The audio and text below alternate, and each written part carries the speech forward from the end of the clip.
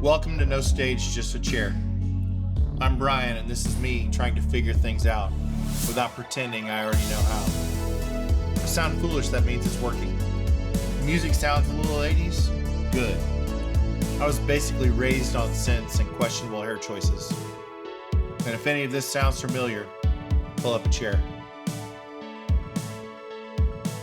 When my sons were in elementary school, my youngest was 8 and my oldest was 11. We went to a University of Oklahoma football game. OU football games are loud and big, and 81,000 seats in that stadium. And we were sitting right by the student section. Everything was loud, everything was rowdy, everything was fun. It was a great game. It was against a really good team. We had a great time. And the boys, my sons, they haven't really grown up with football being a big deal to them, oddly enough, which sounds odd for Oklahoma, but they haven't grown up with football being a big deal, and they had a really great time. And whenever you go to an OU football game, they have remote parking and they drive you up because, again, 80,000 people on a college campus. So as we were leaving, we got on the bus. My 8-year-old, I saw this weird little behavior of his where he wanted to be in charge. And he said, "Hey, Dad, can I lead us back to the car?" And I said, "Sure," knowing darn good and well that he has no idea where the car is.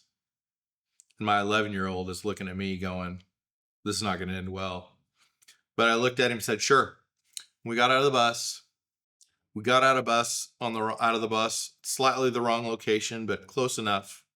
And when he got out, he kind of darted ahead and he looked back to see if we were following him. And this dynamic started to develop that was really interesting. Is he would dart ahead and he would go the direction that he thought he was supposed to go, but then he would turn around, he would look to see if he was going the right way. And he was looking and checking and looking and checking and looking and checking. And he went back and forth between confidence and uncertainty and confidence and uncertainty. And his confidence was poorly placed because he didn't really know where he was going. He was just kind of reading the room, and whichever way I started pointing, that's the direction that he started going. And my 11-year-old is back there rolling his eyes and annoyed as all get out because he knows exactly where the car is. And he wants my youngest to just get out of the way and stop. But Cone was in front. And as far as he knew, he was leading. And I want us to think about that for a second. As far as he knew, he was leading because as an 8-year-old, he knew that leadership looked like being in front. At 8 years old, he realized that leadership, what he had seen of leadership, was Dad being in front of a room. And what he'd seen of leadership was Dad leading from the game to the parking lot, or from soccer practice to the parking lot, or from the parking lot to the restaurant, or going to the movies or anything. He had seen what leading looked like, but to him and to his understanding, leading looked like being in front. And in that day, he was trying his wings. He was trying to see what leadership felt like. And he went back and forth between insecure and confident, exactly the way leadership is. And he did it in a place and in a way that was fairly safe. Because I wasn't going to let him get hit by traffic. I wasn't going to let him end up in Bixby, Oklahoma. We were going to make it home. It was going to be okay. My 11-year-old thought that we were doomed to death and destruction because my 8-year-old was leading, but I knew that we were going to be all right. And that was a formative moment for him. And it was something that I walked away that day thinking about that understanding of leadership that he had in that moment. And that understanding of leadership was a glimpse into what it really was, but it was only a glimpse. It was only a sliver of what leadership actually is. And it was only a sliver because it looked like leadership, but it didn't quite act like leadership. And at the end of the day, the thing that I knew, the thing that my 11-year-old knew, the thing that anybody knew that was watching, they all knew that he wasn't leading, he was just in front. From the outside, it looked the same. He was ahead. He was visible. He was setting the pace. He was doing the things. But there's this little subtle shift that he felt, and that's where the insecurity came from. He felt it because and he felt it, he couldn't quite name it because again, he was 8 years old. He couldn't quite name it, but what he was feeling is that location isn't the same thing as leadership. Just because you're in the front of the room doesn't mean that you're leading. And and I'm going to go a step further. Just because you have the last officer on the left doesn't mean they're leading either. It means you're occupying a location. But it's time for us to ask the question if we are taking on the posture of leadership. Now, here's what was really good about that day. What was really good about that day is he was, I mentioned this earlier, he was trying his wings. He was trying to see what that felt like. And in trying it, he was trying it in a place that was safe. He was trying it in a place where no one's getting left behind. We're gonna make it home. But what came along with that is that he had initiative, but I had responsibility. He was in front, but at the end of the day, it's up to me to get us home. He had excitement. I had orientation. He had movement. I had accountability. And at 8, trying it on like that is beautiful. And today he's 16. And today he gets behind the wheel of my car and he drives and he is at times irrationally confident, even in the midst of his foolishness.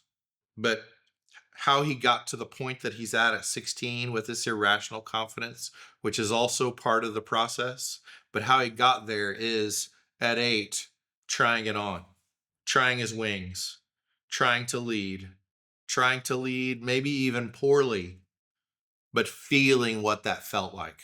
At 8, that's formation. But at some point, a shift happens, or at least it should. At some point, the stop and start, the rushing ahead, and the insecure looks behind, the glancing back, those paces slow, those things change, and that shift happens. And at 16, he doesn't look behind him as often as he used to see if everybody's following. At this point, there's a little more confidence that's born from within, that's born from trying, that's born from doing, that's born from experimenting, that's born from trying it on. And it's born from that, and it lives out in him having confidence. This is where leadership changes. This is where it shifts. Something has to shift in us in order for us to carry the weight of the thing that we really desire. Because at 8, leadership is viewed as just being up front.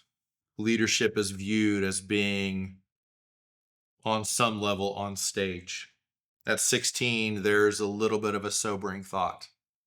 And even to go a step further, I've talked a lot, and it's such a formative part of who I am, about being on stage, about being a musician, about traveling, about doing all those things.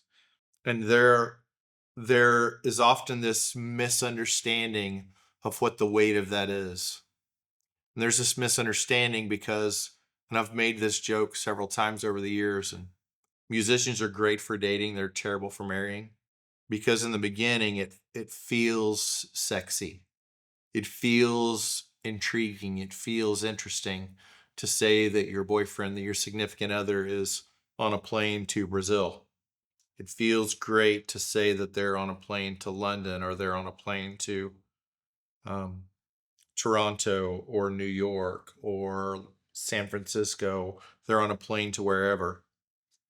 Until the day lands that all you're thinking about is that they're not home. There was that subtle shift that happened that said, I just wish they were home. And there's the subtle shift in me that just happened that said, I just wish I was home. I wish I was there to pick up my kids from school. I wish I was there in the ritual and routine of life. And that little sliver of the stage became less appealing because I knew the consequences of it. I felt the consequences of it. And the thing that I want us to lean into today, that I want to lean into today, that I want to remember today, is that leadership is consequential. Leadership is responsibility, not visibility. Think on that for a second. Leadership is responsibility, not visibility. Leadership is knowing the way and not needing credit for it. In that day in the parking lot at the University of Oklahoma, when we were walking from the stadium to our car, my son is trying to lead by being in front. And the whole time, I'm actually the one that's leading. Not passive aggressively, not in some unhealthy way. I'm keeping him safe while he tries this on. But the reality is, at the end of the day, the responsibility was on me to get us home safely. And when we got in the car, I didn't get in the car, unlock it, let everybody in, and then turn around and look at him and say, you know what? You were never in charge. I did all of that. That would have crushed him. Instead, he got in the car and he said, how did I do, Dad? And I said, you did a great job. Because in that moment, I didn't need the credit. In that moment, I needed to see my son try his wings on. As leaders, we have to see those moments. I've spent decades on stages. I've led from the front. I've supported as being one of the musicians on stage, in front of thousands, in front of hundreds, in front of dozens, in front of every variation of humanity.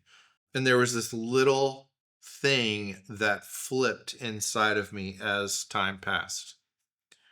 And this is the thing that I want us to, this is the thing that I want to confess.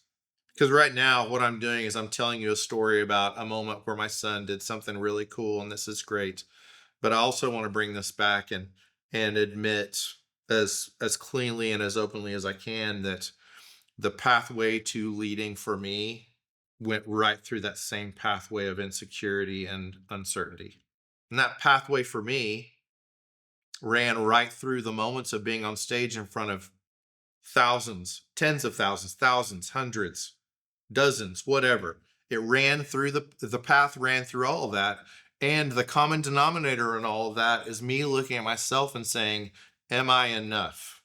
Can I do this? Because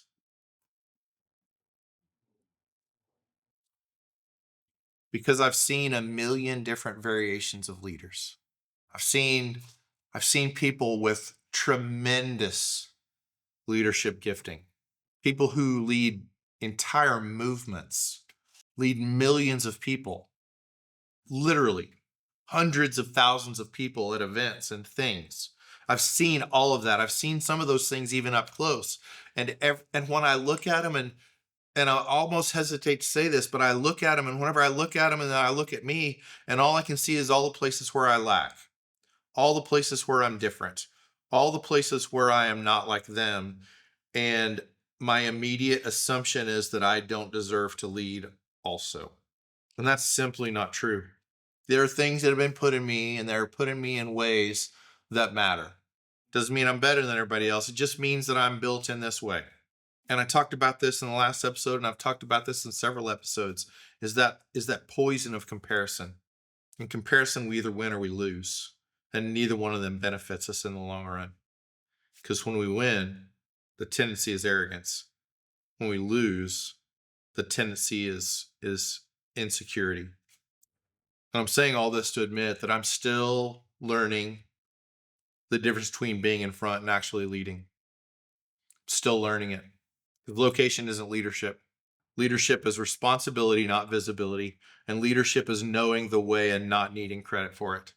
Leadership is knowing the things that we wrestle with inside of us, knowing the insecurities, knowing the pains, knowing the questions, knowing all those things that exist inside of us, and us stepping forward in an attempt to be the best version of ourselves. Because I don't want to lead noisy. We've all been in a room with that person. It's all rah rah and no substance. I don't want to lead noisy. I don't want to lead in insecurity. And I'm not going to sit here and pretend like I've got this figured out. This is me saying it messy before you assume that it was tidy all along. This is me admitting that I have all of these things that I wrestle with and all these ways that I wrestle. And in stepping forward and in learning, I'm looking at it going, how do I become the best version of myself? And how do I become the best version of myself for the people that are around me?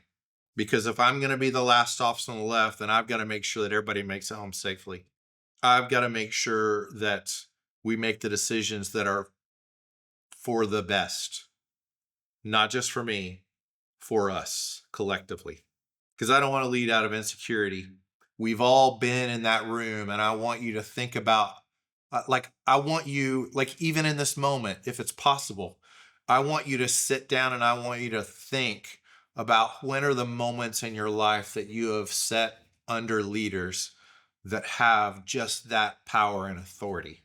They just exude this thing that we all feel.